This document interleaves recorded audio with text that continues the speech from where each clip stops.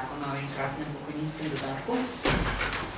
Verjetno veste, oziroma se je že iz naših dosedanjih aktivnosti pokazalo, da vlada in ta koalicija namenja posebno pozornost ranljivim skupinam, med katere štejemo tudi upokojence, ki so v svojem aktivnem času prispevali veliko v pokojninsko blagajno in so ustvarjali današnjo Slovenijo. Kot vemo, je prejšnja vlada leta 2000 uvedla nov sistem usklajevanja pokojnin, ki ga je potem večkrat spreminjala. Usklajevanje bi po tistem zakonu bistveno zaostajalo za plačami in mi smo se v predvolilni kampanji obvezali, da bomo to uredili in smo dejansko to tudi naredili, torej spremenili način usklajevanja tako, da je to precej ugodnejše za upokojence. Seveda pa se nam je v lanskem letu zgodila visoka inflacija in zaradi monopolov, ki so na prehrambenem trgu v Sloveniji, so se nam zgodila tudi enormna povišanja cen hrane, ki jih seveda najbolj občutijo tudi tisti, ki prejemajo pač najnižje pokojnine in najnižje dohodke. Zaradi tega je vlada v parlamentarno proceduro vložila predlog zakona o enkratnem pokojninskem dodatku, ki smo ga včeraj obravnavali tudi na odboru za delo, družine in socialne zadeve in je dobil soglasno podporo, seveda pa ga podpiramo tudi na naši poslanski skupini. Namen zakona je dodatno izboljšati pogoje in socialni položaj uživalcev najnižjih pokojnin, za katere seveda potem zakonu štejemo vse tiste, ki prejemajo pokojnino nižje od 500 evrov. Ob tem je treba povedati, da so v maju ti prejemniki že dobili varstveni letni dodatek v dobrih 380 evrov in tale dodatek je predviden v izplačilu z avgustovsko pokojnino, bo še dodatno izboljšal njihovo stanje. In do tega dodatka so upravičeni vsi tisti, ki prejemajo najnižjo pokojnino, torej pod 500 evrov in tudi prejemniki državnih in kmečkih pokojnin. Ne pa tisti upokojenci, ki prejemajo pokojnine iz tujine oziroma tisti, ki nimajo stalnega bivališča v Sloveniji. S predlaganim zakonom je predvideno izplačilo enkratnega dodatka in sicer v 3 različnih višinah. 150 evrov dodatka bodo prejeli upravičenci, ki imajo pokojnine enake ali nižje od 403,63 evra, se pravičujem. In teh je 154 902, kar pomeni 23,2 milijona evrov sredstev. Tisti, ki imajo pokojnine enake ali nižje od 450 evrov in više od 403 evre, bodo dobili izplačan enkratni pokojninski dodatek v višini 100 evrov. Takih upravičencev je 54 821 in to pomeni 5,5 milijonov evrov. Tistih, katerih pokojnina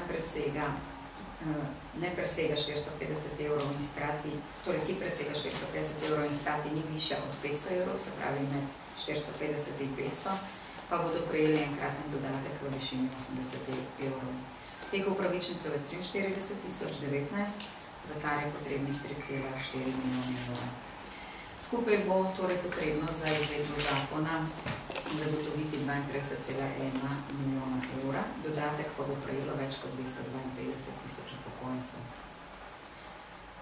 Včeraj na odboru je bilo izpostavljeno vprašanje, zakaj ne damo podobnega dodatka tudi tistim, ki prejemajo najnižje plače, ki prejemajo minimalne plače ali kaj podobnega.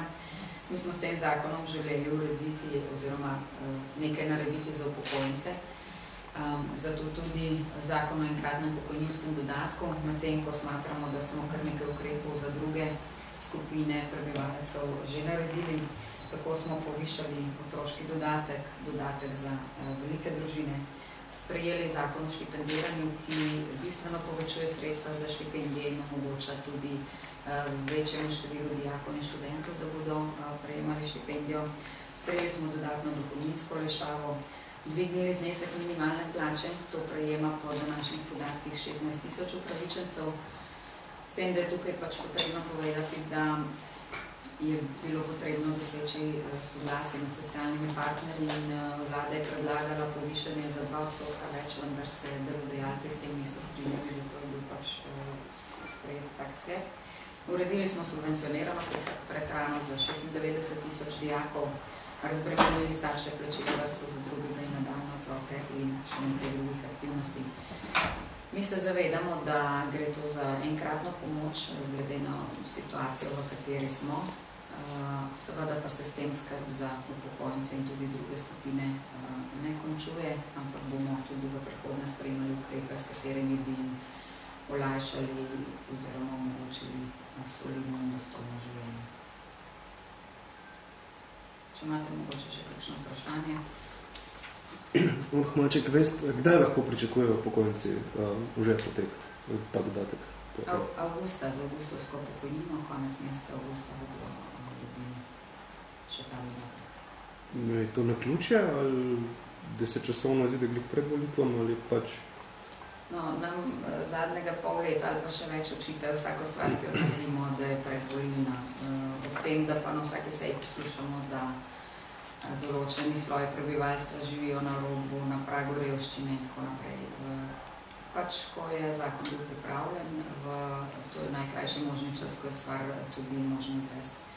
Ker vprašanja so bila tudi o tem, ali naj se upošteva položaj družine, ker lahko ima pač nek zakonca res zelo nizko pokojnino, pa ima partner bistveno višjo in ali je to najbolj pravično, da kar vsem se da, vendar če bi začeli preverjati socialno stanje, bi pa to še bistveno dalj trajali in potem pa res vprašanje, kdaj bi ta dodatek dobil.